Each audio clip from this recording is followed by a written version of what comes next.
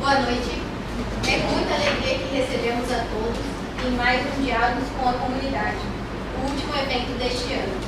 Nessa noite, abordaremos o tema Exame de Suficiência. Qual é o mistério? Decidimos discutir esse tema devido ao alto índice de reprovação, cerca de 70% nas últimas edições.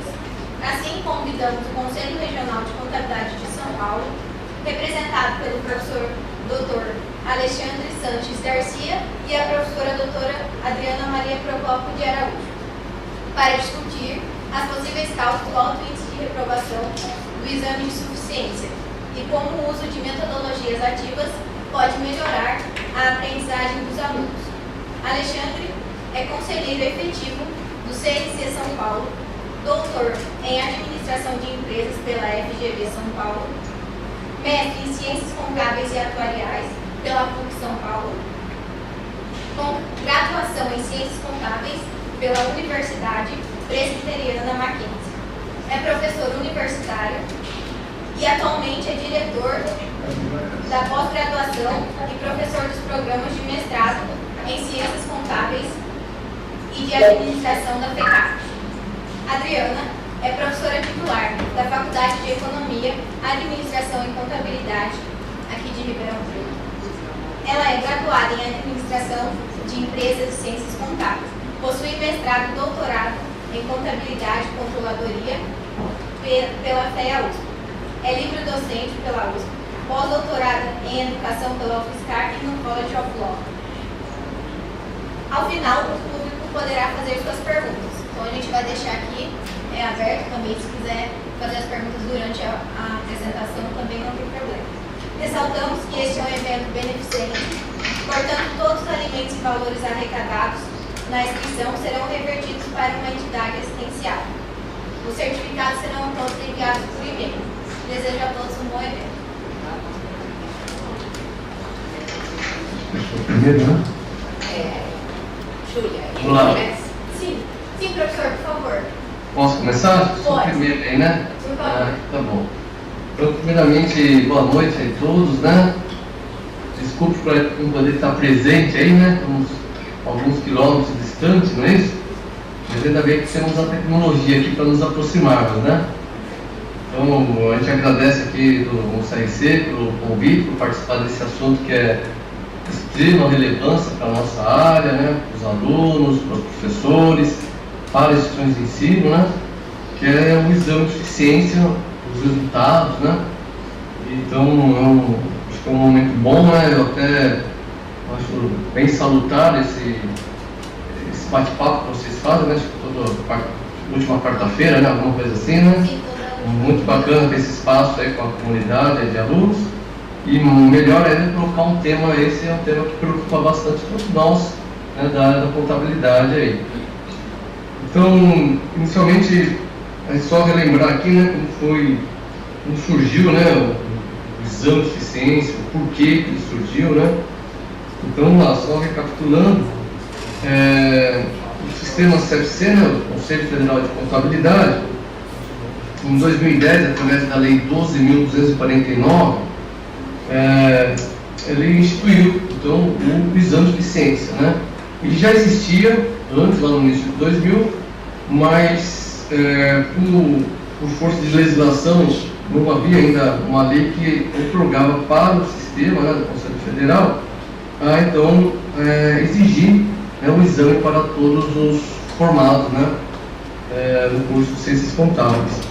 Então essa lei ela veio até na esteira do Código de Ética, né, também lá de 2010, né, o mais atual Código de Ética do Contador que a gente tem. E essa lei, então, a 12.249, ela vem lá e deixou bem claro, né, que para exercer a profissão legalmente são necessários 3 requisitos, né, para o profissional exercer, então, a profissão de contabilidade legalmente. A primeira delas é ser bacharel em Ciências Contábeis, né? A segunda é a aprovação do exame de eficiência, então, a partir de então que a gente tem aí o exame de eficiência desde 2010, né, pelo menos a lei, né, que começou, mas o primeiro exame foi em 2011, né. E a terceira condição para exercer a profissão legalmente é obter, né, pelo registro no CRC do estado ao qual o profissional vai atuar.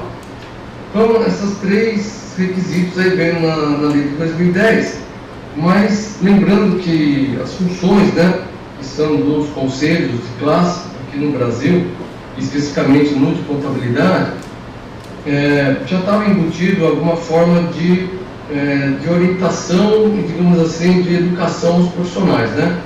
Porque o Conselho Federal de Contabilidade, né, o intermédio dos conselhos regionais, ele tem 3 funções, né? Que é normatizar, fiscalizar e orientar através da educação continuada. Então, o trabalho que a gente sempre olha, né, de fiscalização, de registro, ele é nítido, né, desde sempre quando existiu os conselhos regionais, o Conselho Federal de classes profissionais foram criados para isso. E normatizações. Então, nós temos aí, né, os alunos, os professores, a gente trabalha em salas de aula aí, as NBCs, né, as normas brasileiras de contabilidade, seja elas técnicas ou as profissionais. Então, nós sabemos que tudo que a gente aprende em contabilidade, né, desde as demonstrações contábeis, os CPCs, né, tudo isso ele vem, né, a origem deles são normas brasileiras.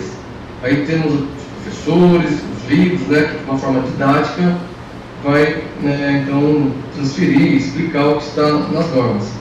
Mas é uma função, né, do Conselho Federal de Contabilidade, dos CRCs, então, normatizar a profissão, fiscalizar e a outra vertente, a outra função, que é da orientação, né, aos profissionais.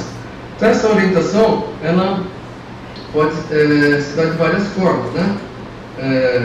Primeiramente, deixar bem claro que o sistema do Conselho Federal de Contabilidade, os CRCs, ele não fornece treinamentos, né? Deixar bem claro, o sistema ele só sobrevive com base nas unidades dos profissionais, né? O sistema de conselhos de classe é uma autarquia governamental, portanto não pode entrar recursos financeiros a não ser da própria unidade dos profissionais. Então, os conselhos regionais, quando vêm fazer as orientações, não são treinamentos, né? São eventos, né, congressos, palestras, e cujo objetivo, então, é manter a educação continuada, né? Então, a educação continuada, ela também já existe lá desde 2010, né, obrigatoriamente, no Código de Ética do Profissional de Contabilidade. E, junto com isso, então, criou-se, a partir de 2010, o exame de eficiência, né? E o exame de eficiência, então, a gente já tem aí 16 edições, né, são 2 por ano que ocorrem, né? E aí, nos torna, a gente começa a ficar preocupado com os resultados, né? Aliás, a gente está preocupado desde as primeiras edições, em função dos resultados que são nada satisfatórios, né? Com índice de reprovação penal, e que, assim, no nosso entendimento, eu digo o meu particular, né? A prova não é tão difícil assim, né? Basta ver que as instituições de ensino, que geralmente são as mais reconhecidas, né, perante a prova do ENAD, né? O MEC tem feito, né, os provões do MEC, e então a gente vê que as instituições que têm alto desempenho, né, têm as melhores notas no ENAD, ela também, né, os seus alunos acabam performando bem no exame de suficiência, né? Então, ou seja, a prova não é difícil, até eu, assim, né, comparando com a prova do ENAD, a prova do ENAD até entendo que seja até mais exigente do que a prova do CFC, né? Mas, de qualquer forma, nós temos aí, né, os resultados das 16 edições, lembrando que tudo isso é público, né, no site do CFC, do Conselho Federal de Contabilidade, né, dentro lá da pastinha Exame de Eficiência, tem todos os resultados desde a primeira edição, a primeira prova lá de 2011, né? Tem os resultados por questões, tem os resultados por estado, e desde o ano de 2017, agora os resultados são abertos por instituições de ensino, né? Então, tem lá de cada instituição de ensino a quantidade de alunos que foram aprovados ou não. Estou lembrando que a prova, né, consiste de 50 questões em múltipla escolha, não é isso? Das quais, para se provar, então precisa ter 50% de acertos, né? E aí, como a gente sabe, né, foi anunciado aí pelo cerimonial, né, o índice de reprovação atinge aí, em algumas edições a 75%, até 78%, né? É muito. A média dessas últimas edições, das 16 edições, é em torno de 65% de reprovados, né? E 35% de aprovados. Então, realmente é um índice assustador. E quando a gente começa a abrir, né, esses dados aí, por estado, por região, por instituição de ensino, a gente começa a perceber que é generalizado, né? Eu digo que até mesmo aqui no estado de São Paulo, até mesmo aqui na capital, onde eu estou falando, a gente tem graves índices de reprovação em algumas instituições de ensino daqui da capital, né? Então, quer dizer, e aí temos que buscar um problema, tentar buscar a causa disso, né? Porque acho que o evento aí é exatamente para discutir a causa, né? Então, assim, a gente tem feito alguns estudos aqui, nada ainda, digamos assim, como a gente faz, né, no mestrado, nos programas de mestrado, ainda nada metodologicamente construído, né? Mas a gente fez com pequenas amostras, né, de professores que lecionam em cursos de ciências contábeis, e aí, uma visão particular minha, tá? Isso, como estou fazendo esse trabalho aqui no CIC, então eu não falo em nome do CIC, mas os resultados que eu tenho obtido nessas amostras, que inclui mais de 200 professores aí, é que uma das causas, né, está nos professores. É chato dizer isso, mas tem aí também um grupo de professores. A gente sabe que não é o caso, né, na Itafé, no Ribeirão Preto, mas no Brasil todo a gente tem graves problemas na formação do professor, né, e principalmente na atualização do professor, né. Então, só para vocês terem uma ideia, nesse pequeno estudo que nós fizemos aí, essa amostra estatística de mais de 200 professores, foi perguntado simplesmente, né, qual é o conceito de ativo, né? Qual é o conceito de ativo? Por incrível que pareça, a grande maioria, assim, esmagadora, né, a gente tinha lá as alternativas, né, como se fosse uma prova mesmo, né? A grande maioria indicou, respondeu que o conceito de ativo é o conjunto de bens, direitos e obrigações, né? Infelizmente, foi essa fotografia que a gente identificou na hora, né? Isso é preocupante, porque se os professores entendem assim como esse conceito de ativo, né? Isso é disseminado em sala de aula, imagina todos os outros conhecimentos, né? Contabilidade, disseminado em salas de aula, está ensinando errado os alunos. Então, quando a gente vê um índice de reprovação de 75%, eu acho que a culpa não é dos alunos. A gente tem uma boa parcela de culpa aí de professores que não estão se atualizando as novas normas brasileiras de contabilidade. Porque se a gente pega o exame de suficiência, as questões, né, principalmente as de contabilidade em geral, são todas, mesmo as de auditorias, de ética, né, são todas baseadas em cima das NPCs, das normas brasileiras, que são atualizadas em função das mudanças, né, de legislação, os novos CPCs, não é isso? Então, isso é algo que a gente tem identificado aqui. Nós estamos conduzindo um estudo mais aprofundado, com uma metodologia, né, mais clara, mas no primeiro momento que a gente fez um balão de ensaio aqui com mais de 200 respondentes, o resultado, o cenário foi esse que nos indicou, né? Então, quer dizer, uma das causas está aí, né? A outra causa é uma que o CRC, né, o sistema CRC vem trabalhando, que é a chamada educação continuada, né? Então, nós sabemos que o exame de eficiência, ele não é feito somente por alunos que acabaram de concluir o curso, né, ou estão no último ano do curso e podem fazer, né, o exame de eficiência. Tem muitos profissionais que estão há algum tempo fora do mercado e vai fazer o exame de eficiência. E aí, muitas vezes, o profissional, né, não tem acompanhado alguma mudança, né, de legislação e acaba não sendo aprovado no exame, né? Então, o CFCs, né, tem feito aí desde essa lei que eu falei no início do né, da minha conversa, a Lei 12.249 de 2010, ela criou então uma educação continuada. Desde então, desde esse ano aí, os profissionais, ano a ano, né, têm sido inseridos na obrigatoriedade de cumprir, né, com a chamada educação continuada, que nada mais é do que hoje, né, nas faculdades, os alunos estão muito bem inteirados desse assunto, que nas faculdades nós chamamos de atividades complementares, né? Então, o MEC exige de todos os cursos, né, aqui no Brasil, as atividades complementares que têm que ser feitas pelos alunos, né, para poder colar o grau, para poder ter a formação. Então, o sistema, né, do Conselho Federal também tem criado essa educação continuada, que no caso consiste em 40 pontos, né, não necessariamente 40 horas, né, 40 pontos anuais, das quais o profissional tem que prestar contas todo mês, todo ano, né, no mês de janeiro, até 31 de janeiro, ele tem que submeter pelo site do CRC, né, o seu cumprimento dos 40 pontos anuais.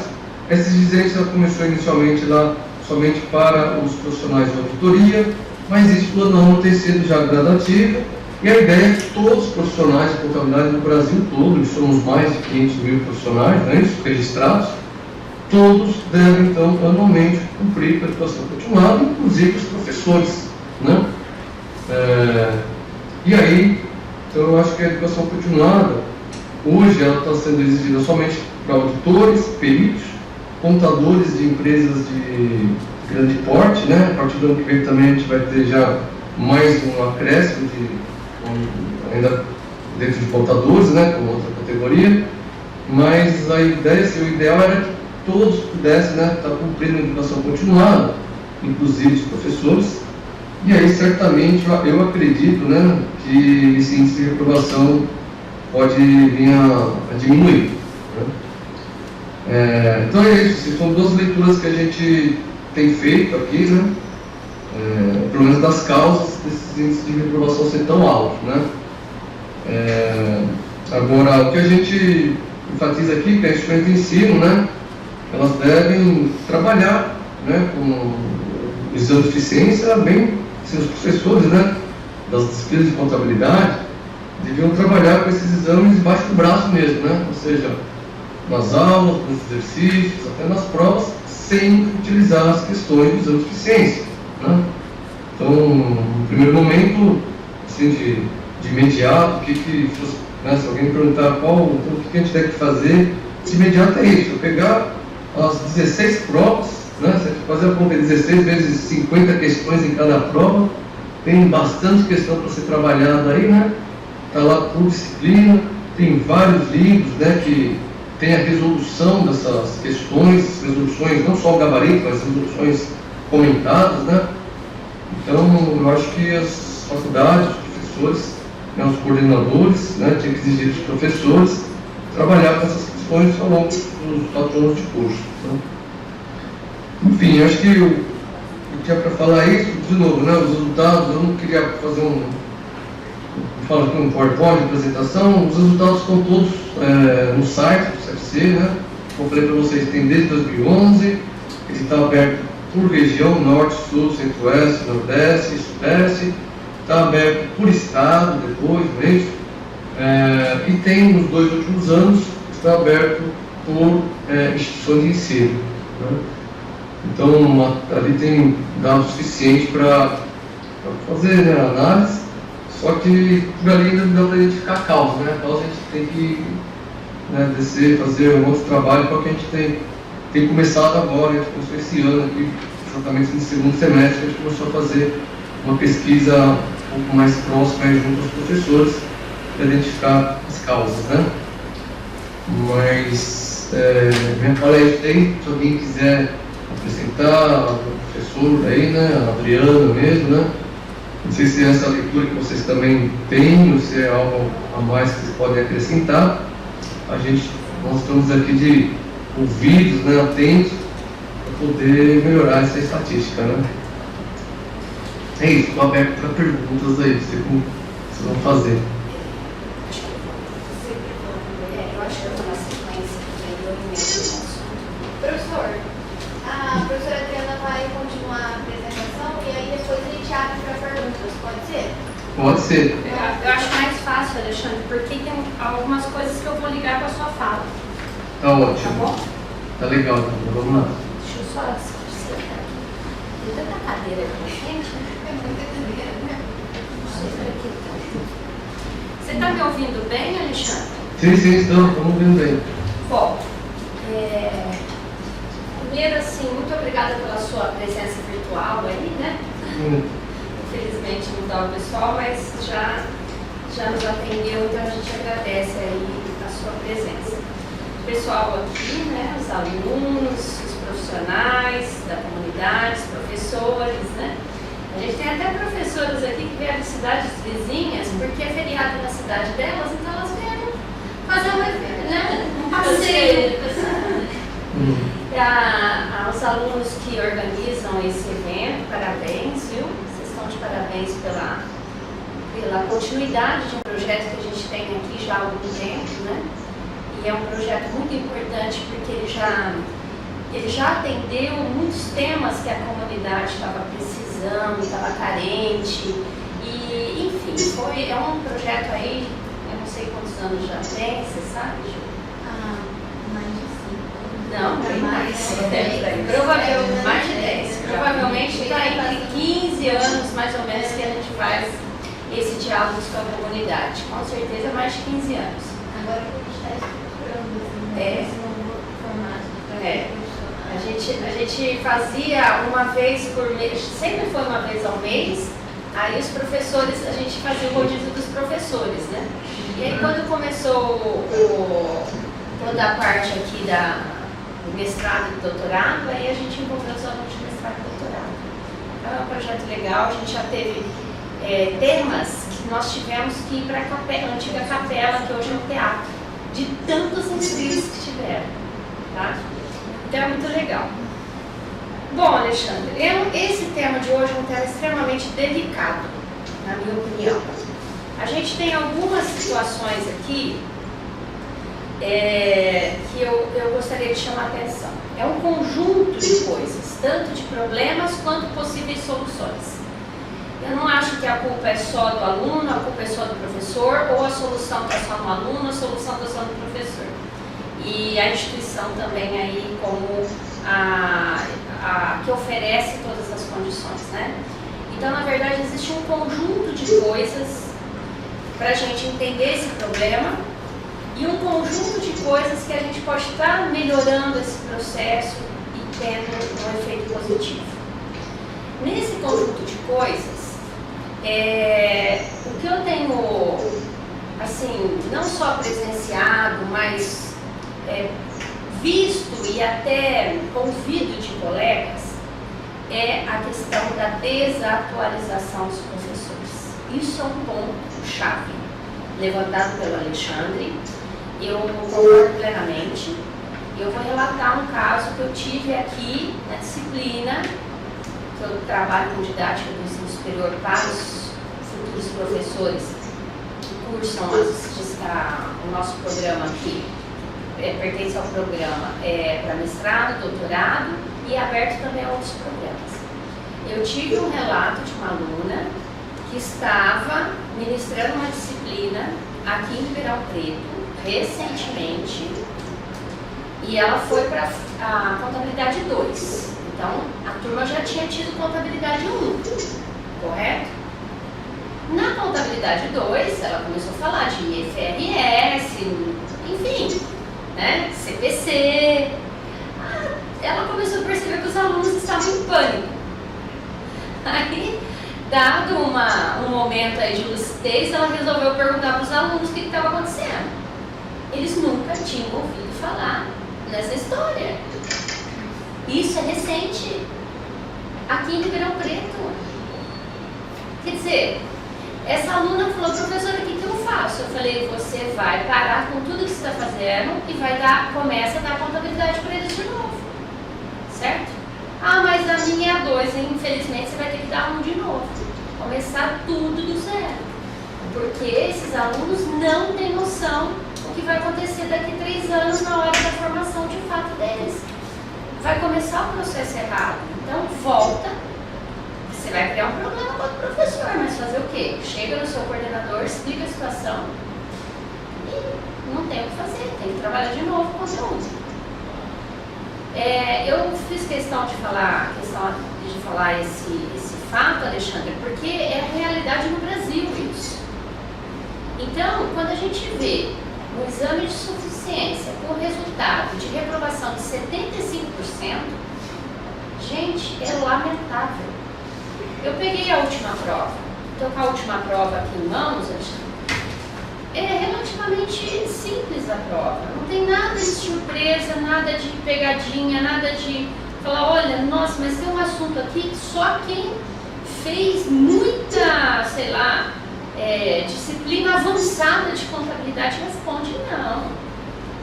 Não, ela está bem equilibrada, tem a questão de perícia contábil, tem a contabilidade de custos, tem a contabilidade geral, tem a parte de contabilidade governamental. A parte de custos, inclusive, ela está bem tranquila, não requer muita desenvoltura do aluno em fazer contas a mais para responder. Ela está bem pontual.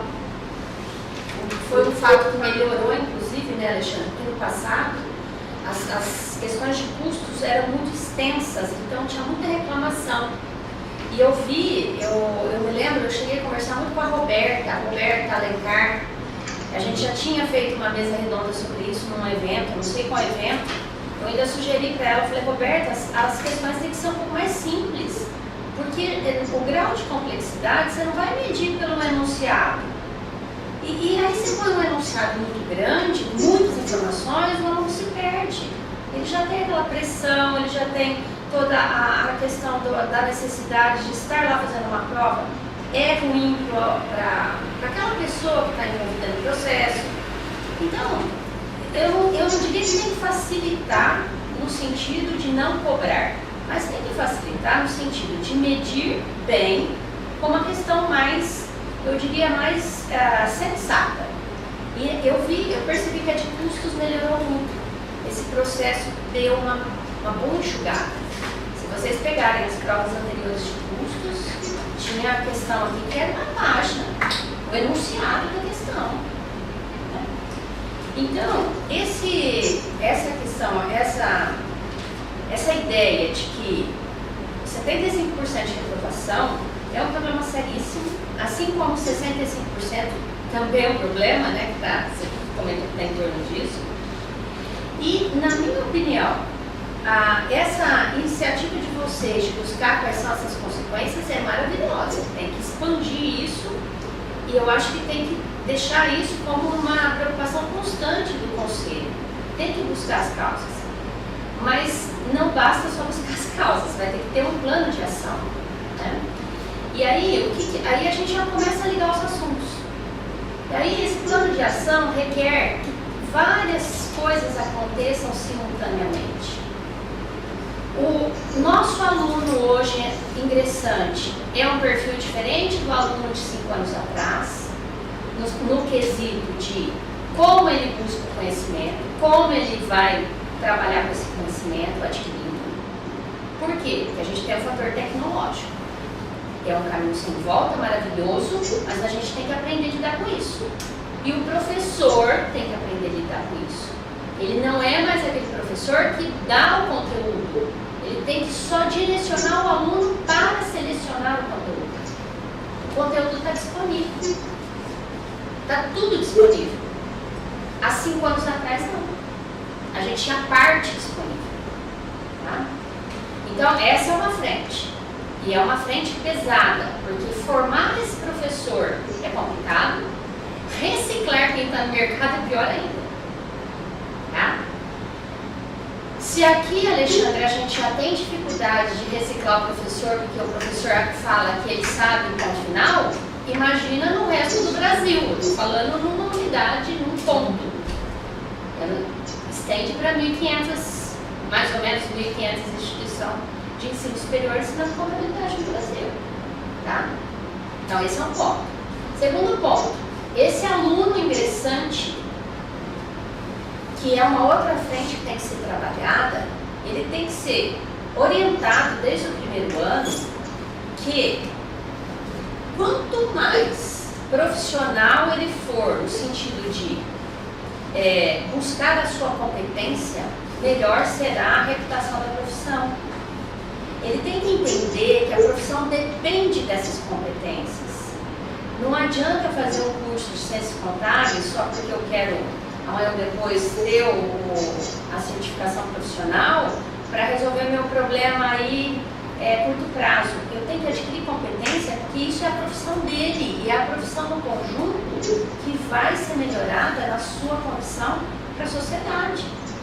Então, a hora que o aluno começa a entender que ele faz parte disso também e que ele precisa ser competente para que a classe também ganhe com isso, isso é maravilhoso, mas é um trabalho de formiguinha.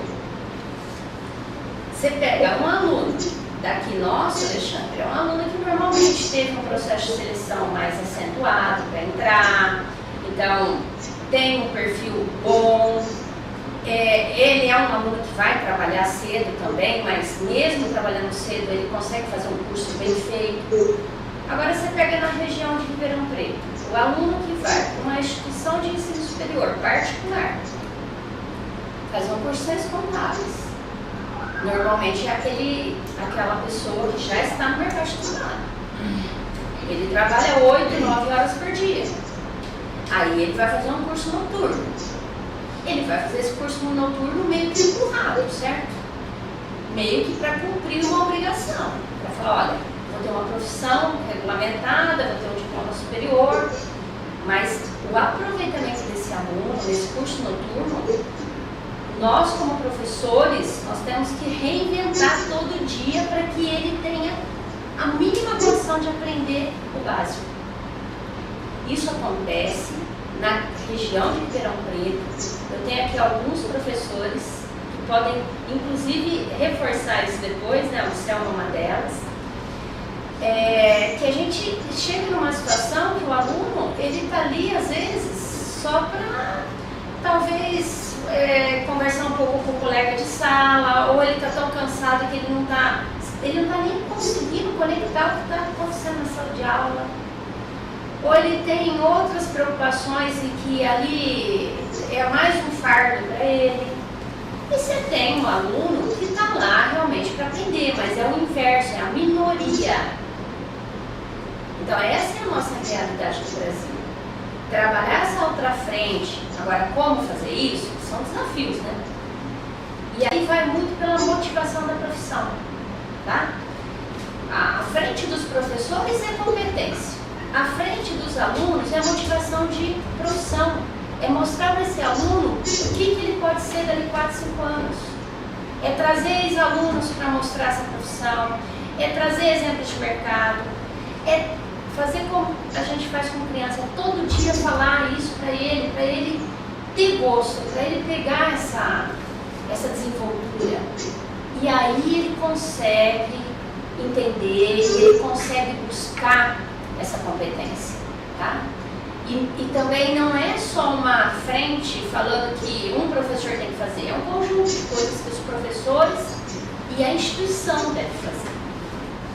As instituições, de maneira geral, aí preocupadas com trazer esse aluno para o curso, manter esse curso e manter essa permanência, para evitar inclusive esse problema de evasão que a gente tem muito, é fazer essas medidas.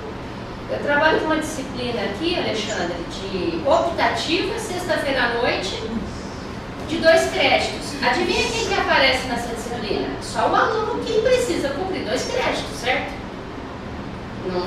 Eu não posso achar que aparece 20 alunos lá porque gostam da minha aula. Aí o que eu tenho que fazer? Eu tenho que reinventar. Eu não vou chegar lá, casos em controladoria, trabalhar um caso de um livro ou um conteúdo lá de controladoria, que ou eu fico sozinha na sala, né, de fato eles vão embora, ou eu fico sozinha do ponto de vista de fala. Eles estão fazendo qualquer outra coisa, eu estou achando que estou dando aula. O que eu faço? Eu trago os profissionais de mercado para falar sobre controladoria. E dá muito certo. Eles não faltam, eles vêm na sexta-feira à noite assistir a aula. Por por que eu faço isso? Porque é assim que eles vão ter um incentivo de saber o que é a controladoria na prática. Tá? E aí é lógico, a contraprestação, eu peço uma resenha, eu falo, ó, vocês têm que fazer uma resenha da apresentação, vai valer nota, etc. E a gente vai reinventando. Essa é uma frente, que são dos estudantes, é a motivação. O profissional motivado, ele vai ter espaço em qualquer lugar. Qualquer profissão tem espaço se ele fizer bem o que ele faz. Você sabe disso aí em São Paulo, eu sei daqui em Ribeirão, a Edna sabe lá em Franca, e assim vai. No norte, no nordeste, qualquer lugar. Fora do Brasil, a gente tem vários ex-alunos no exterior trabalhando em grandes empresas. A gente fala, mas é só aluno USP que consegue. Mentira! A gente tem vários alunos de instituições privadas, da rede privada, que fizeram cursos medianos para fracos e estão muito bem colocados no mundo inteiro. Tá? Eu tenho exemplos da ThyssenKrupp, que é uma empresa alemã, que tem uma unidade aqui em Campinas, entre Campinas e Valinhos. Eu tive a oportunidade de conhecer essa empresa quando eu morei nos Estados Unidos, conheci os brasileiros que estavam lá, de pelo menos 4 famílias que eu conheci, 4 pessoas. Um deles, inclusive, que é o gerente da planta lá, ele fez uma faculdade no Brasil muito aquém da condição de ir para um grupo daquele. E aonde ele foi buscar competência? Em cursos paralelos para ele poder ingressar na empresa. Então, assim, às vezes a gente fala, mas as oportunidades só estão nos lugares tais. Não, a oportunidade tem em todo lugar. Pode ser que demore um pouquinho mais para chegar e a pessoa tem que sofrer mais um pouquinho em outra situação, mas a oportunidade existe. E se a gente mostra isso para o aluno, Alexandre, ele fica motivado. Uma das coisas que eu gosto de fazer, eu sempre faço, é fazer palestra para alunos de 3º, 4º ano, na região inteira. Eu já fui lá em Franca, em Catanduva, que é aquele senhor que veio no encontro de professores, fui com o maior prazer. É conversar com esses alunos e mostrar para eles os benefícios da profissão. É falar, tem espaço, busquem suas competências. A profissão é extremamente ampla. Ela tem uma vertente maravilhosa de mercado. Então, se você for competente na área tributária, você vai ter muito espaço. Na área de custos, na área de finanças, na área de comportamental, que hoje em dia é quem gosta muito dessa parte mais gerencial, comportamental, tem grandes empresas apostando nisso, médias empresas, enfim.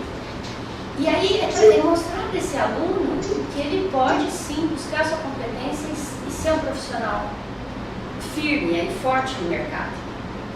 E aí sim, falar, olha, para isso você tem que estudar, nada é por acaso, certo? Não tem receita mágica. Eu estou com o meu menino agora prestando prova de vestibular, desesperado e tal. O que eu faço? Olha, não tem o que fazer, tem que estudar. Senta a bunda na cadeira e estuda. Mas eu estou cansado. Jura, você está cansado com 17 anos? Vai cansar muito mais, certo? Não tem receita mágica. Eu acho que tem que ser as suas dosagens, a gente tem que respeitar, o aluno tem que entender que tem os seus limites, né? Cada um tem os seus limites, capacidade, não adianta também a gente querer abraçar o mundo se a gente não consegue, mas dentro da possibilidade de cada um, mostrar para esse aluno que ele precisa fazer. A escola pode ser boa, o professor pode ser ótimo e o conselho é maravilhoso, mas se ele não fizer a parte dele, não fecha o ciclo. Tá? Não existe receita mágica. E aí, tirar aquela mentalidade, Alexandre, de falar, puxa, o Marlos tem sorte, nossa, ele se deu bem na vida porque ele tem sorte. O fator sorte pode até ajudar um pouco. Eu também creio nisso. Mas eu acho que o Marlos se deu bem na vida porque ele está se preparando muito bem. Ele está estudando, ele corre atrás, ele faz isso, ele faz aquilo, tal. Ele plantou, ele vai colher. Não tem como. Bom. E uma outra perspectiva que eu vejo, Alexandre, é o próprio, que aí eu acho que é uma medida que o Conselho de Contabilidade poderia trabalhar nessa frente, mas não é só o Conselho, na verdade é o Conselho com os programas de pós-graduação, que é formar melhor o professor. Não só no sentido de quem está fazendo mestrado e doutorado, mas quem já está atuando. Aquele cara, aquele profissional que tem a profissão docência como uma segunda opção. A primeira opção dele é ser profissional lá no mercado.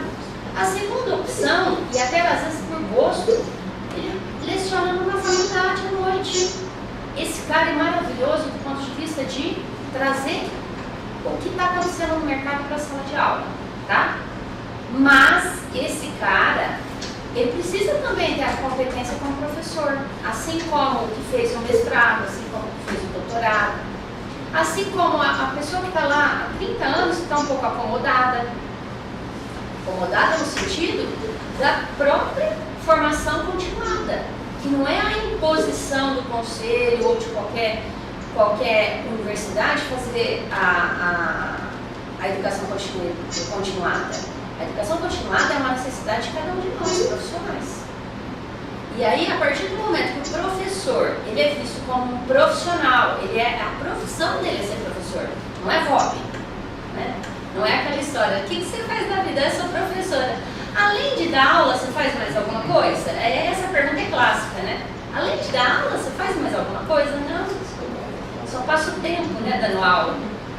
É assim, como se dar aula fosse uma coisa assim, muito simples. É um contexto. A gente está sendo responsável dessa orientação de conteúdo, a gente não tem mais domínio do conteúdo, então a gente orienta a busca do conteúdo em conjunto, que aí entram as metodologias ativas, tá? Que pode ajudar nesse processo. Aí tem N opções para ajudar nesse processo. Mas a gente também tem a responsabilidade como professor da atualização, tanto do ponto de vista técnico, quanto do ponto de vista de métodos, de formas de fazer com que o aluno entenda. Quando eu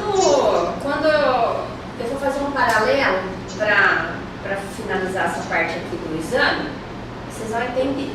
Quando o professor entra em sala de aula e fala o seguinte, olha, tá com 50 alunos aqui, a gente fala o primeiro dia, ele entrega o programa, isso é clássico também. Ele fala, bom, na minha disciplina, 50% da sala vai reprovar. O cara é muito bom, né? Ele tem bola de cristal ou ele é um deus, certo? Porque ele não trabalhou o conteúdo, ele não sabe com quem ele está trabalhando o conteúdo, ele não aplicou o feedback para saber se o conteúdo que ele trabalhou foi satisfatório ou não, e ele já pré-julgou que metade vai ser reprovado. Ou seja, que tipo de professor que é esse? É o professor que a gente tem. Se vocês observarem e puxarem na memória, com certeza já sabem de um ou dois que fizeram isso com vocês, inclusive. Aqui tá cheio. Aqui tá cheio.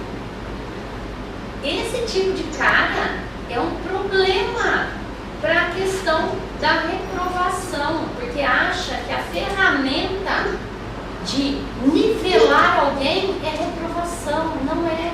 Ele só está assinando embaixo que ele é um cara que não sabe trabalhar conteúdo.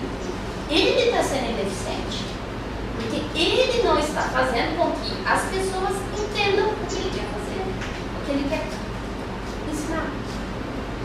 Então, essa frente do professor, na minha opinião, é a mais difícil. Porque a gente tem muitos professores que não internalizaram essa consciência ainda, não despertaram para isso. E aí, a culpa é sempre do mais fraco, a culpa é do aluno. Essa turma está com problema. Nossa, eu conversei já com todos os professores. A turma do primeiro ano desse ano é problemática. Todo mundo já ouviu falar isso. Nossa, aquela turma do sexto período de contabilidade, não sei das quantas, é terrível. Ninguém aguenta dar aula para eles. Eu já fiz de tudo, nada dá certo. Então vou reprovar todo mundo para eles aprenderem. Isso é tudo clássico. Isso é sinal de que professor não consegue fazer com que aquela turma sinta interesse para aprender o conteúdo dele. É básico, é isso. E aí eu faço o paralelo com o exame de suficiência. Não querendo criticar a situação do CLC, mas é muito grave o que está acontecendo no Conselho. Por quê? Porque a reprovação de 75% pelo órgão de classe que habilita a profissão no Brasil é uma coisa chocante. Vai ter os seus 10, 15%, talvez um pouco menos, mas em torno de 10%, que é normal. É o cara que aquele dia que foi fazer a prova estava doente, é o cara que estava com alguma instabilidade emocional, é o cara que não conseguiu mesmo absorver o conteúdo e não vai conseguir fazer a prova, tá? São vários fatores que vai acontecer da pessoa não ter condição de aprovação, mas não nessa proporção de mais da metade. Se é mais da metade, o ensino de contabilidade do Brasil não está adequado com o que pede na prova. E a prova não está adequada com o que se ensina contabilidade no Brasil. A leitura é simples, é essa daí. E é claro que as causas, algumas já apontadas aqui e outras que eu comentei aqui na minha exposição. Bom, eu tenho uma sugestão, como sugestão, Alexandre, você que está aí no conselho, eu já participei muito aí de reuniões do conselho, em outras oportunidades, e eu acho que vocês poderiam levantar essa bandeira junto com os programas, com a Associação dos Programas de Pós-Graduação, a Ampliconte, para levar um pouco mais dessas informações para os eventos científicos, para ir sensibilizando e fazer talvez uma frente aí para tentar resgatar essa motivação da profissão contábil no Brasil, que é muito importante e as pessoas não dão importância, tá? Então, se vale alguma coisa aí como sugestão, eu daria essa sugestão. E aí a gente vai perceber que o reflexo disso vai vir nas próximas provas. O aluno mais motivado, estudando mais, claro, com o conteúdo adequado, ele vai ter mais sucesso. Na verdade, é uma consequência, tá? É isso. Bom, agora participem, né? Pois não. Diego, né? Eu gostaria que quem for falar, por favor, se apresente para todo mundo. Pode falar. Bem, meu nome é Diego, sou aluno de mestrado aqui no programa. Eu entendi os pontos que foram colocados, mas eu queria colocar um outro ponto, do ponto de vista do estudante, até do profissional que acabou de ingressar. Eu, Adriano, não estou conseguindo ouvir. Bem mais próximo, ele vai ter que falar perto do microfone, só um minutinho. Por favor.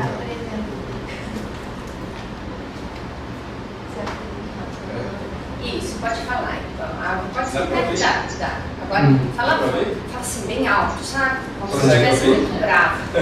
Agora sim. Consegue ver? Meu nome é Diego, eu sou estudante de mestrado aqui no programa da pós-graduação da FEA. Eu compreendi muito bem os pontos que vocês colocaram. Eu só queria colocar um outro ponto que eu acho interessante, do ponto de vista do aluno e até do aluno que acabou de ingressar, do recém-formado que acabou de ingressar no mercado, com base na minha própria experiência, né? Que é o seguinte: será que não haveria também, né, como causa desse mau desempenho dos alunos na prova de suficiência do CLC, haveria também uma falta de interesse dos estudantes no aspecto teórico das aulas do curso de Ciências Contábeis? Por quê? O que eu tenho observado, conversando com colegas, até com ex-profissionais, colegas profissionais que eu tive, é que, digamos assim, não haveria, existe digamos assim, uma frase que é bem comum, que é: contabilidade se aprende na prática, entendeu? E o que eu percebia é que os alunos eram muito mais interessados em passar na disciplina que discutir o conteúdo e aprender o conteúdo. Assim, essa é uma sensação que eu tinha.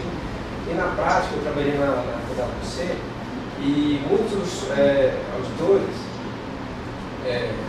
que não eram formados em contabilidade, mas precisavam do curso para poder continuar na carreira, diziam que não estavam interessados no curso e sim no diploma, poder fazer a prova e que aprenderiam na prática, né? E, consequentemente, essa falta de interesse no curso, que muitos deles faziam esses cursos online, né, levava a uma certa dificuldade na aprovação do CFC. E isso eu observei também durante a graduação, muitos alunos falando que estavam muito mais interessados na prática e aprender na prática do que na faculdade. Então esse é um ponto que eu queria colocar, um questionamento. Né, assim. O que você acha, Alexandre? Vamos lá, estamos Diego, né? E Adriana, eu notei também 3 coisas aqui, Adriana, que você falou que eu queria voltar também aí, e acho que uma delas vai responder essa curiosidade questão que o Diego levantou, né? O primeiro como você falou, né, do perfil do aluno ingressante, né? Que hoje realmente é diferente, desenvolve muita tecnologia, o professor deve mudar o sistema de aula, ok. Só que o aluno, né, você ainda comentou que ele precisa adquirir as competências, né? Tem que entender, né, por que ele tem que ir para uma faculdade e realmente estudar, e não ficar só batendo papo, só passando tempo, né? E aí, eu tenho, assim, na minha visão, o seguinte, é uma das causas, né, do índice de reprovação alto. Então, para dividir aqui, né, compartilhar, acho que as causas da reprovação aí, assim, né, eu diria que o erro é dos 3 agentes envolvidos, né, aluno, professor e instituição de ensino. Então, eu acho que isso é da nossa sociedade, né, infelizmente, nós ainda não temos, né, na sociedade como um todo, aquela característica de cobrar, né, de exigir qualidade das coisas, né? Então, se a gente pega aí alunos de instituições privadas que pagam pelo curso, eles deveriam exigir qualidade do curso, né? Então, eu acho assim, as instituições de ensino também, e colocar o lado da instituição de ensino, ela tinha que, desde o primeiro ano do ingressante do aluno, colocar isso na cabeça do aluno e falar, olha, isso aqui, que eu vou falar, é a coisa mais difícil do mundo, né? Uma instituição privada, chega no primeiro dia de aula do aluno e fala, olha, você tem que, ao longo dos 4 anos do curso aqui, exigir qualidade de nossa instituição de ensino, né? É super transparente uma instituição que chega e faça isso, né? Então, porque os alunos na nossa educação, com toda a deficiência que a gente sabe que tem, a nossa sociedade não tem esse, eu estou pagando o curso, eu quero exigir qualidade, né? Então, como a Adriana colocou aí, né? É prático, não sei se né? Então, assim, prático, nós fazemos isso, sei que vocês fazem, mas os professores no primeiro dia de aula vão ser o plano de ensino, não é isso? De cada disciplina, os conteúdos que serão dados naquele semestre. Pois bem, acho que toda instituição de ensino tinha que exigir do professor prestar contas de que o que foi dado, o que foi trabalhado durante o semestre realmente é o previsto. Que nem como a gente faz lá nas empresas, a gente faz nas empresas, comparar o orçado com o realizado, é a mesma coisa, o plano de ensino tinha tais conteúdos, terminou o semestre, a gente conseguiu ver isso e com qual qualidade. E aí que entra o coordenador do curso. Então o coordenador de curso tem que ter umas ferramentas muito simples. Eu costumo dizer que um dos maiores indicadores de qualidade das instituições de ensino é o papel do gestor, do coordenador de curso. Ele tem que ter um papel muito forte de gestor de uma empresa mesmo. Então, uma medida muito simples que eu costumo falar que todo coordenador de curso tinha que fazer. Todas as avaliações, provas, ou trabalhos, por um professor, pelo menos de contabilidade, né? Não vou dizer de todas as disciplinas, são, sei lá, 40 disciplinas ao longo de 4 anos, mas para as disciplinas de contabilidade, os coordenadores deveriam exigir do professor e sempre olhar a qualidade da prova que está sendo aplicada para os alunos, ou a qualidade da avaliação, seja qual for o tipo de avaliação, né? Então, assim, cada um tem que fazer a sua parte. A instituição tem que colocar isso na cabeça dos alunos, falar, você está pagando aqui para mim, na instituição de ensino, você, lembre-se que você está pagando, você tem que exigir qualidade. Então, se algum professor que não está dando conteúdo, né, da forma adequada, né, de uma didática boa, ou não cumpriu com o que está previsto, você tem que anunciar para o coordenador. E o coordenador também tem um papel aí de fazer essa gestão, né?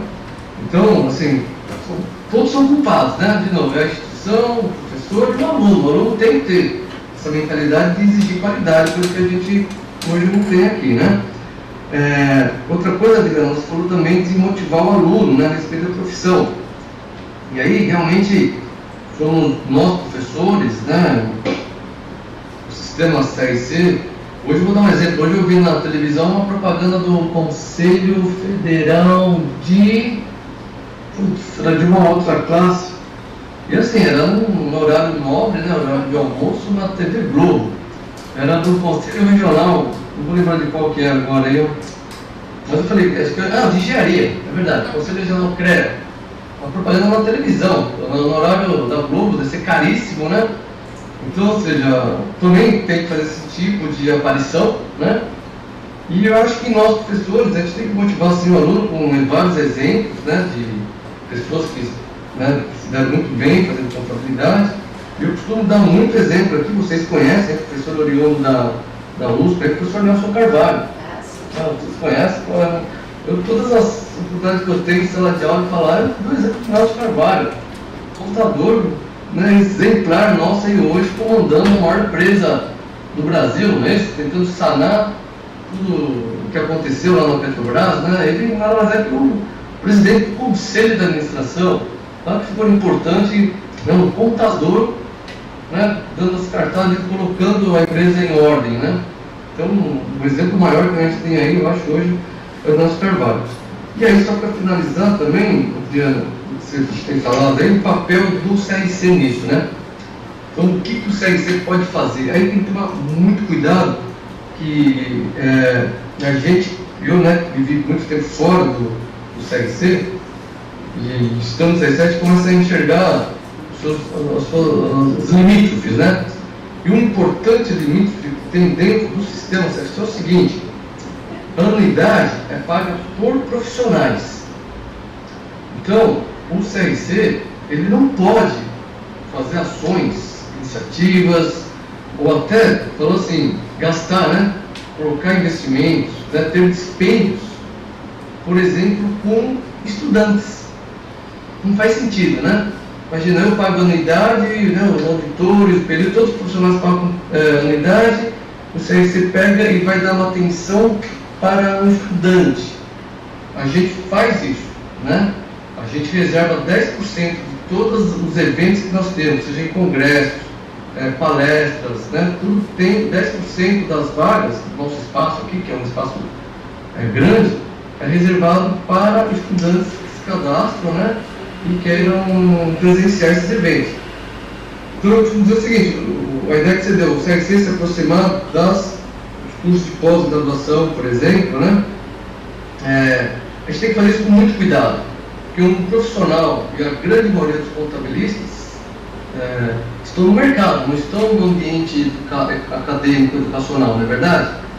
Então tem que tomar muito cuidado quando o CRC vai fazer qualquer iniciativa, de novo, algum dispêndio, algum investimento que seja, para atuar nesse público, né? Tomar muito cuidado. Só vou retificar uma fala, talvez deixar mais claro. Eu acho que o conselho tem que se aproximar mais, não é na questão de investimento financeiro, não. É na questão de ideias, de debate, porque é esse professor que está sendo formado por nós, pelos programas de pós-graduação, que vão formar os profissionais que irão contribuir com o conselho. Sim. E que vão fazer da profissão uma profissão de excelência ou não. E aí que pega. Então, a gente, de novo, aí, essas iniciativas, o que é feito? Né? Vou dar um exemplo. Essa amostra que eu falei para vocês de mais de 200 professores foi coletado há 3 meses atrás, aqui mesmo, no CRC de São Paulo. No nosso auditório aqui, tinha mais de 200 pessoas aqui, né? Foi um encontro de coordenadores que é realizado pelo Conselho Federal. Tá. Isso. Ele é realizado a cada 2 anos, mais ou menos, né? E esse ano foi feito aqui. Inclusive, a Roberta dividiu o painel comigo aqui, né? No momento que a Roberta estava comigo ali no painel, foi quando eu fiz essa pesquisa, né, junto com quem era professor. Tivemos aí mais de 200 respondentes, né? Então, usando tecnologia através do aplicativo lá no celular, né? a gente teve a resposta desse número assustador. E, de novo, são professores do Brasil todo que esteve aqui nesse evento, né? Nesse congresso, um encontro de professores e coordenadores do curso de Ciências Contábeis, né? Então, ou seja, foi uma iniciativa do CFC, né? De aproximar, então, os professores, os coordenadores, né? Então, assim, a gente tem feito esses eventos. Não é uma constância tão grande em relação aos eventos que são feitos para os profissionais, né? Mas aí você tem esse papel. O que a gente não pode é colocar tudo no colo do sistema CRC. Ele não pode ter esse papel, eu acho que não. Nem pode, né? Nem pode, porque os outros profissionais falam, peraí, estou dando uma idade para você, né, cuidar de aluno, tudo, então tem que tomar muito cuidado com isso, né? Lembrando, o CRC é uma autarquia, ele é auditado pelo Tribunal de Contas da União, né? Então, tem que tomar cuidado. E só a história do Diego aí, Diego, sobre os alunos, né, por falta de interesse por teorias, né? E aí, só contando, esse semestre, aqui em São Paulo, eu acabei dividindo com a professora Eleonor, né? Acho que vocês conhecem a Eleonor aqui, e eu lecionei para o mestrado a disciplina de teoria de contabilidade, né? Sempre foi feito por ela, e esse semestre aqui ela passou para mim. E diante de um público geralmente de mestrado, nós temos professores também, né? Ou futuros professores, né? Aqui em São Paulo a maioria não é. Então, a maioria é o pessoal de mercado que está vindo, né, ter uma outra opção de carreira. Mas eu fiz essa pesquisa, essa mesma pesquisa que eu fiz aqui com mais de 200 professores, eu fiz ali com 19 alunos de mestrado. E a mesma pergunta que eu fiz sobre o conceito de ativo, qual que é a alternativa que eles colocaram lá. E, pasmo, né? Dentro da capital, a maioria, né, no primeiro dia de aula lá, vem me dizer que o conceito de ativo deles está errado. Então, quer dizer, precisa de teoria, sim. Né? Esse discurso aí, né, dos colegas, prática, se aprende na prática, contabilidade, não é isso, né? A gente precisa ter a teoria exatamente para discutir, né, para ter as novas regras. Aliás, o CPC sofre disso, né? Hoje eles estão sofrendo porque tem poucas pessoas para discutir normas, né? Eles falam, eles estão precisando de mais gente para discutir as normas, porque as pessoas não se debruçam em cima das teorias, dos fundamentos, né? E isso acaba, para a nossa profissão, realmente uma preocupante. Então a gente tem que reforçar, assim, teorias, né? Até porque a gente lembra, né? O que é a teoria, né? A teoria é uma explicação do que acontece na prática, né? A teoria está explicando o que é feito no dia a dia. Então, não tem a teoria é uma coisa e a prática é outra. Não existe isso. Né?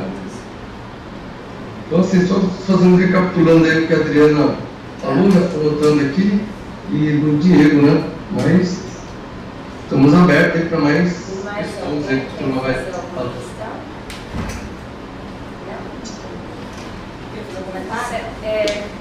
Só que você vem aqui para ele ouvir.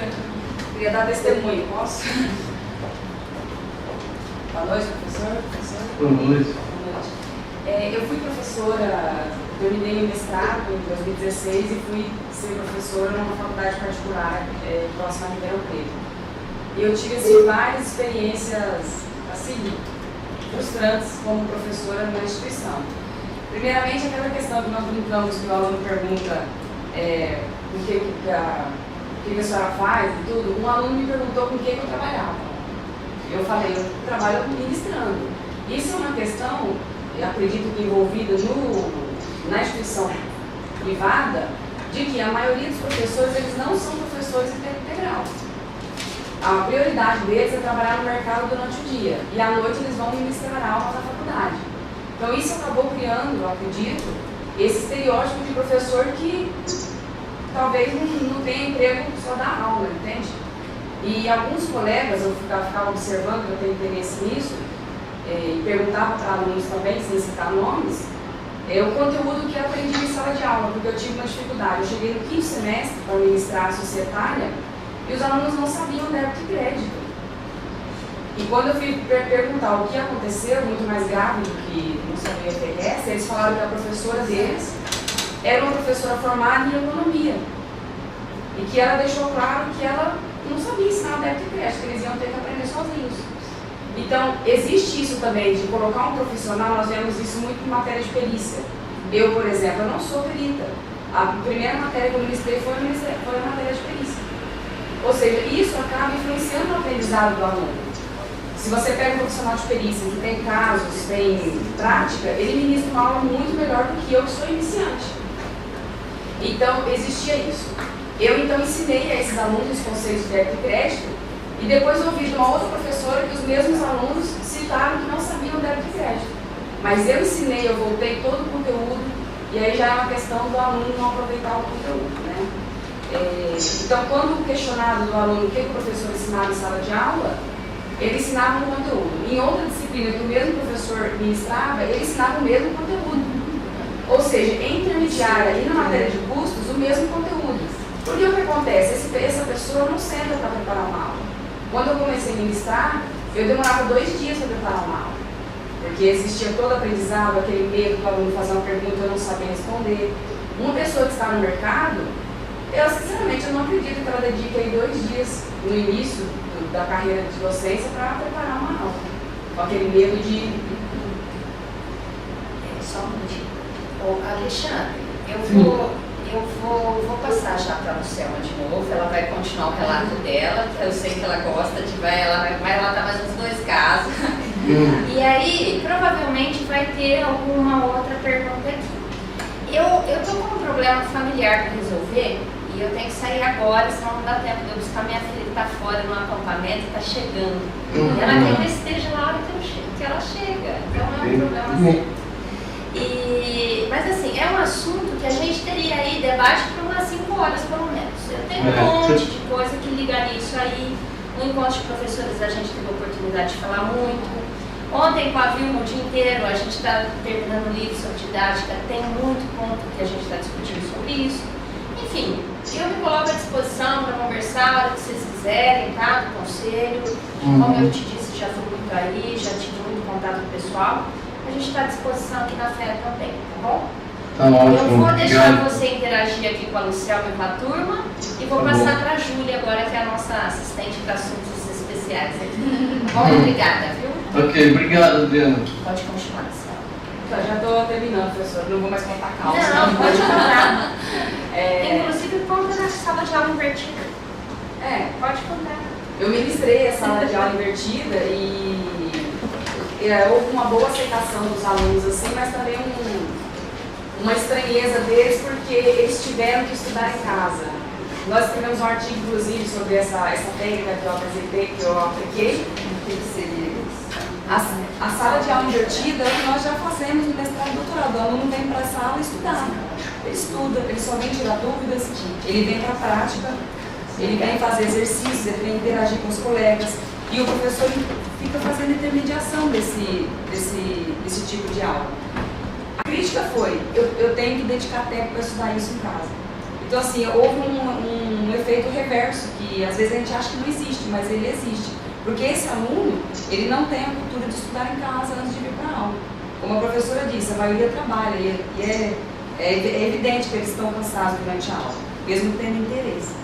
Então, mas na minha visão, quando eu fui ministrar, e eu também já sou aluna ainda hoje, aqui no programa, eu acho que a atuação dos professores é uma grande parte do problema.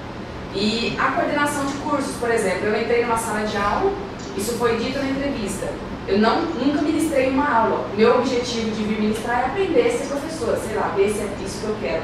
Eu nunca tive uma, como eu digo, coordenação, no sentido de saber o que eu estou ministrando na sala de aula, se eu estou seguindo a ementa, certo? Se eu estou aplicando testes que realmente detectam o aprendizado do aluno, não simplesmente um teste para punir o aluno, ou seja, quando eu fui, no último caso, um dia que eu segui a ementa fielmente, sempre segui, fazia tudo fielmente.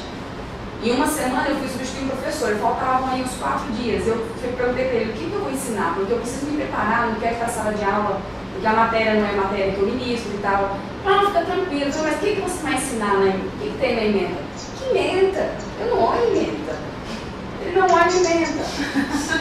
Ou seja, esse professor e alguns outros colegas, no quesito, eu estou falando no quesito profissional, eles ensinam o que eles sabem.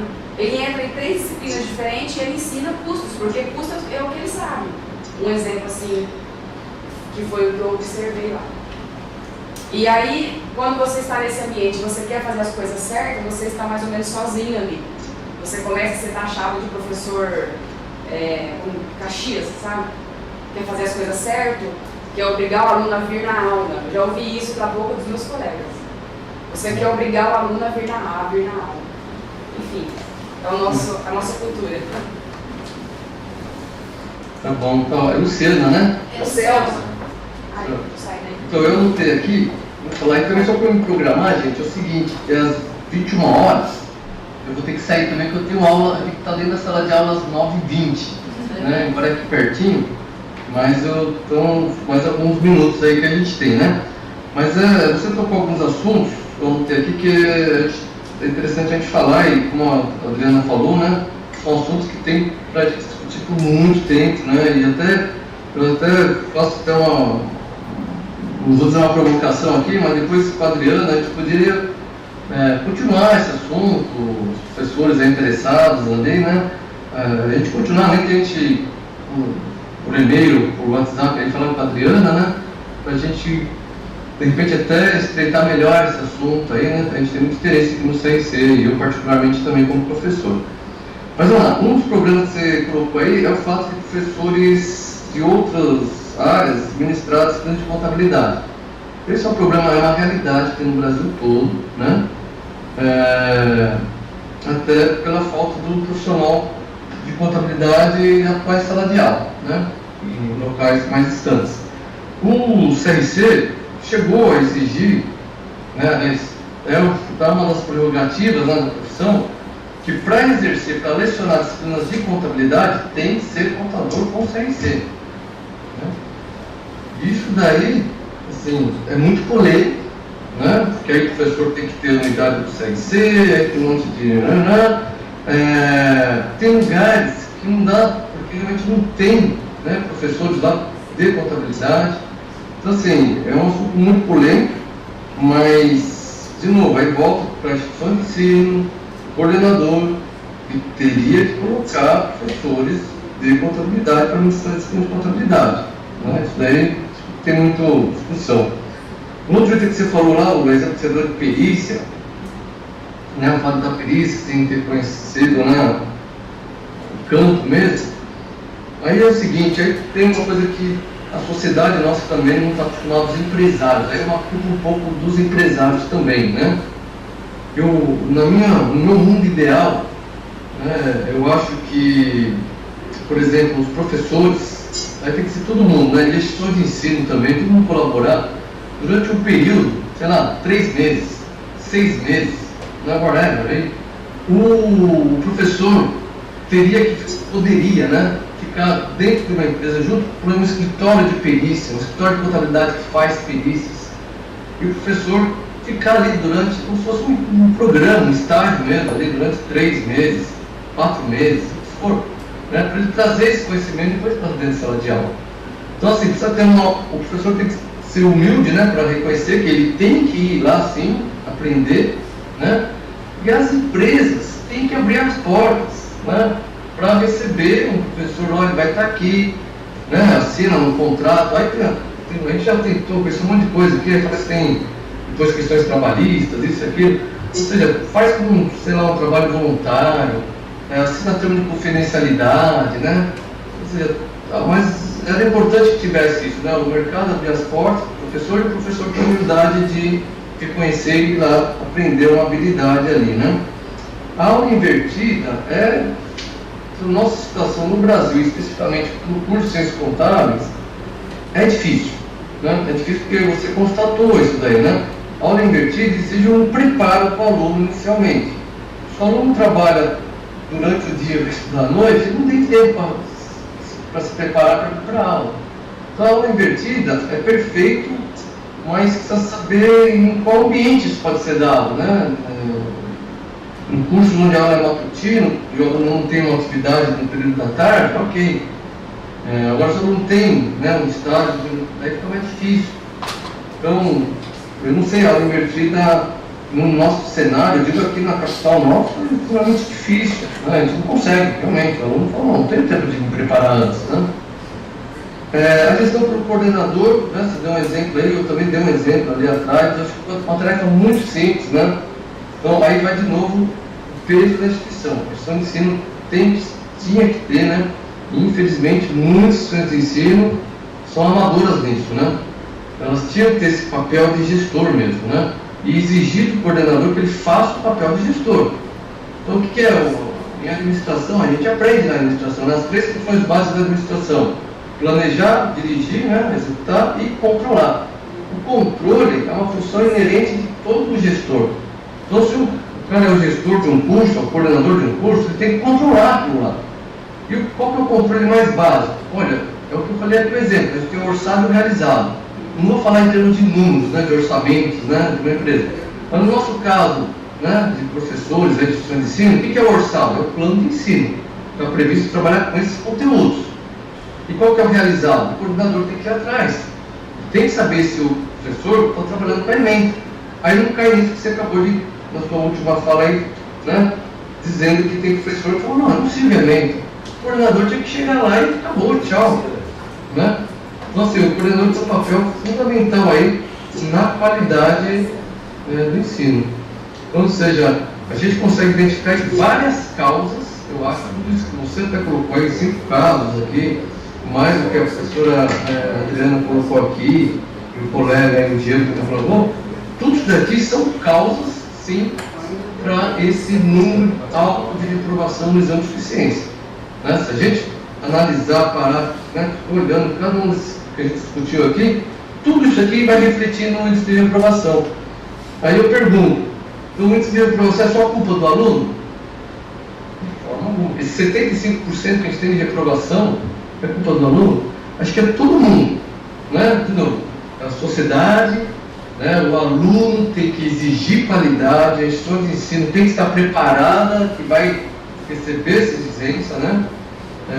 O coordenador tem que ser melhor qualificado com o papel de gestor, e o professor, dando o último exemplo aqui, o professor tem que ter essa humildade de falar, pô, se tiver algum assunto aqui, eu vou bater na porta do escritório e ficar lá 3 meses. E aí, de novo, volta para a sociedade. As empresas têm que abrir a porta para receber esse professor, né? Que vai ser benéfico para ela própria empresa, né? Porque o professor vai estar com os alunos que futuramente vão trabalhar naquela empresa. Então, é um ciclo aí que acho que nem todos, né, têm essa visão, e isso para realmente mudar é difícil, mas se cada um que está aqui ouvindo, né, concordar com essas ideias, nós podemos, né, já começar a tentar essa mudança. Ok? Mas nós temos aí mais 10 minutos, 15 minutos, se alguém quiser fazer mais algum comentário aí, está à disposição. Então a gente já vai encerrar aqui, professor. Queria agradecer por ter aceito o nosso convite, agradecer a presença de todos aqui também. A gente vai fazer agora um sorteio aqui de um livro, que o professor daqui, Silvio Nacal, cedeu para a gente fazer o sorteio, tá bom?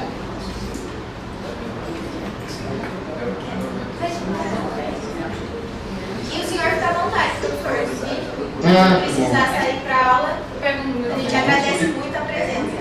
Eu que agradeço novamente e parabéns pela iniciativa que vocês têm aí, muito legal essa quarta-feira aí, né, a última quarta-feira do mês, encontro com a comunidade aí, já é uma forma de aproximar, né, profissionais aí, se tiver profissionais aí, de repente, todos que eu falei aqui, de abrir as portas para os professores, né, então acho que é salutar isso que vocês estão fazendo, já estão contribuindo para a melhoria, né, para tentar diminuir esse índice de reprovação aí, essa iniciativa de vocês, dando espaço para a gente falar algumas mensagens dessas, já está contribuindo para isso, né?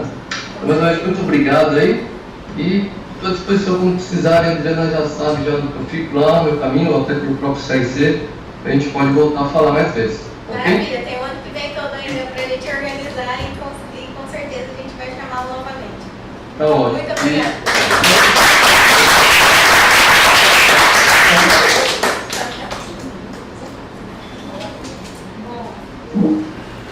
A gente teve aqui o número 1, que é a Portugal não está presente, né? Não, De novo.